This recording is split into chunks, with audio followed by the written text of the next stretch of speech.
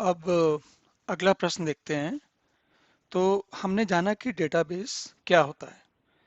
अब जानते हैं उसमें क्या विशेषताएं होती हैं, क्यों डेटाबेस जैसा होता है वैसा क्यों होता है। तो उसके लिए पहले हम एक बात समझते हैं।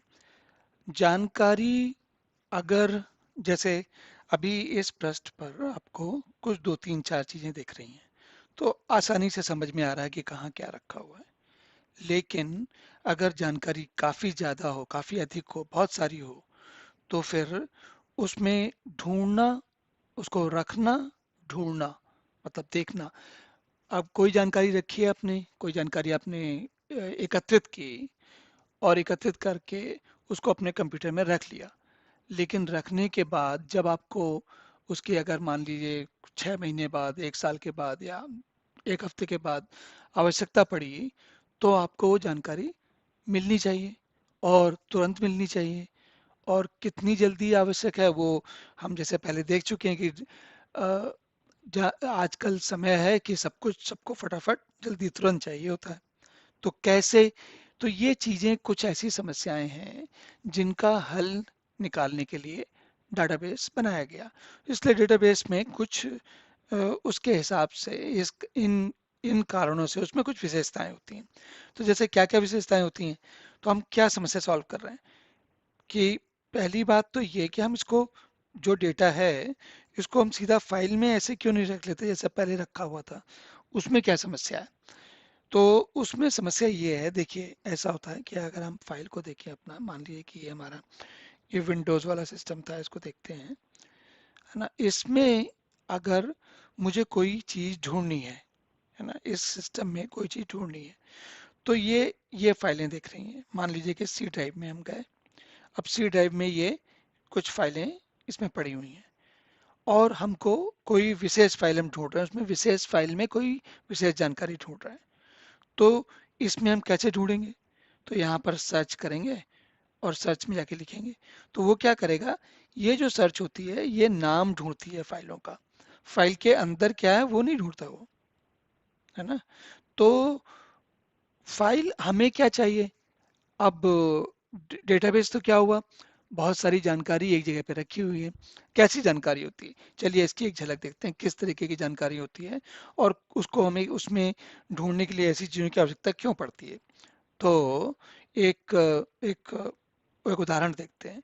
ये मान लीजिए कि ये एक कोई ऐसी स्थिति है जिसमें कि कुछ पुस्तकों के नाम लिखे हुए हैं, उनके बुक क्रमांक लिखे हैं, कौन सी कैटेगरी में है वो लिखी हैं, उनके नाम, उनके लेखकों के नाम, अंग्रेजी हिंदी में कितने पेज हैं, एक प्राइस, दूसरा प्राइस, आईएसबीएन नंबर और पब्लिशर, ये सब लिखा हुआ है।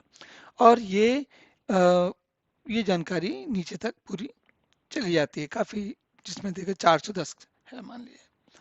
तो अब इस अगर हमको सपो मान लीजिए ये ढूंढना था कि लंबा और छोटा, ये जो पुस्तक पुलक विश्वास की पुस्तक है, ये मान लीजिए कि ऐसी स्थिति होती कि हम इसको इसमें कहीं ढूंढ रहे होते कि ये किस किताब में इनका इस पुस्तक के बारे में जानकारी ढूंढ रहे हैं कि लंबा और छोटा जो पुलक विश्वास ने लिखी है वो कितने मूल्य की मिलती है।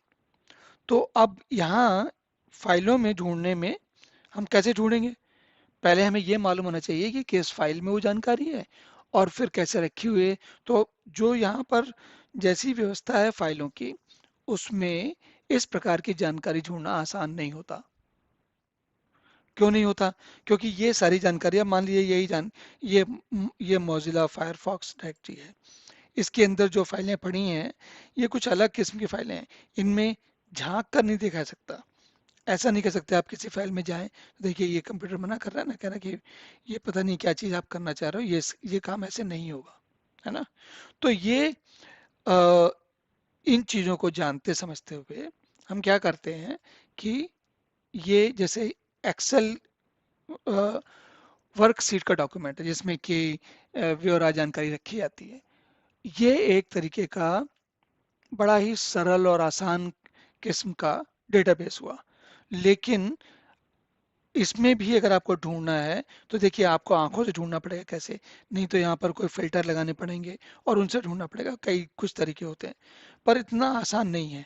तो हमें क्या चाहिए कि ये सारी जानकारी, अब ये तो 400 किताबें, मान लीजिए ये 4000 किताबें या 40,000 किताबें या 4 लाख किताबें होती तो ढूंढने में कितनी देर लगती? बहुत देर लगती। ऐसे आंखों से ढूंढते थे कहाँ क्या चीज़ है ना। तो हम क्या करते हैं, अब इस तरीके की जानकारी को, अब इस पे देखिए क्या क्या नियम लगाए जाते हैं, क्या विशेषताएं बनाई जाती हैं। तो विशेषताएं कुछ ऐसी होती हैं कि एक तो कोई नया तरीका लगाना हमको, जैसा कि हमने फाइलों में तो मिल नहीं रहा था, तो हमने एक एक कुछ इस तरीके का तरीका लगाया जिसमें जानकारी ये सारणी में एक तरीके की सारणी में दी हुई है। उस सारणी में हर एक जो स्तंभ है उसमें कुछ विशेष बात लिखी हुई है और उसमें उसी प्रकार की बात लिखी हुई है। जैसे जहाँ पर नाम लिखा है वहाँ पर दाम नहीं होगा या उस पेज नहीं होगा या आईएसबीएन नहीं होगा, ऐसा नहीं कर सकते, इसको बोलते हैं। तो इस तरीके के नियम लगाए जाते हैं उसमें। फिर क्या होता है कि ये सारी जानकारी, अब ये जानकारी आपकी एक जगह पे है, अगर यही जानकारी एक फाइल की जगह 5, 7, 10, 15, 20 फाइलों में हो तो क्या होगा, हमें हर फाइल में जाके ढूंढना पड़ेगा, है ना। तो सारी जानकारी एक जगह पे होनी चाहिए। फिर ऐसा भी होना चाहिए कि कोई चीज़ है, मान लीजिए कोई एक लाइन ये लिखी हुई है ना, अब इस लाइन की जो जानकारी है वो डुप्लीकेट नहीं होनी, मतलब बार बार 2 जगह 3 जगह 4 जगह एक ही जानकारी होगी तो ढूंढने में समय जाएगा। तो उसको हम उसको अंग्रेजी में कहते हैं ऑप्टिमाइज। मतलब ऑप्टिमाइज का मतलब है उसको ऐसी व्यवस्था की कि कम से कम समय में अधिक से अधिक काम हो जाए, है ना। तो अब क्या करेंगे हम कि उसको ऐसे रखेंगे, कम से कम समय में रखेंगे। फिर इनका कुछ आपस में संबंध होना चाहिए। क्या संबंध है?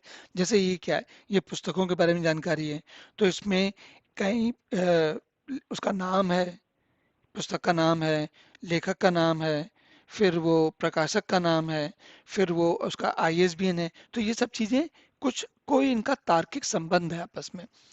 ऐसा नहीं है कि यहाँ पर मतलब आप एक उदाहरण बताता हूँ मैं, कि आप ये नहीं सोच सकते कि नाम तो लिखा है मटकू बोलता है और यहाँ पर जो लिखा हुआ ये 4.95 ये असल में क्रिकेट में बनाए हुए रन है।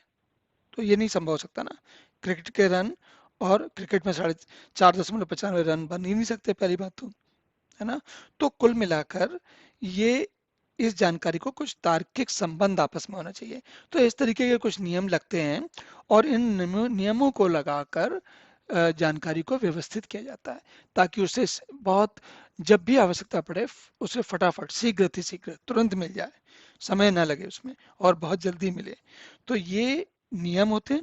और इस पूरी आयोजन का सबसे बड़ा मुख्य उद्देश्य क्या होता है कि भाई जानकारी क्यों इकट्ठी की जाती है, क्योंकि उससे आपको कोई अर्थ निकालना है, कोई कुछ उससे मतलब निकालना है। अगर मतलब ही नहीं निकलेगा तो जानकारी किसी काम की नहीं, फिर तो कूड़ा हो गई, है ना। तो खाली तथ्य रह गए। तथ्यों से जब आप हम कोई अर्थ निकालते हैं और उस अर्थ से हमें कुछ लाभ होता है तब तो फायदा है, नहीं तो क्या मतलब है। तो ये सारी प्रक्रिया, तो डेटाबेस में कुछ इस तरीके के नियम होते हैं। अब ये जितने नियम यहाँ लिखे हैं यही सारे नहीं, नियम और भी होते हैं, पर ये एक छोटी सी शुरुआती जानकारी आपको हमें दी गई है यहाँ पर। तो ये डेटाबेस की हुई विशेषताएं। अब आगे देखते हैं।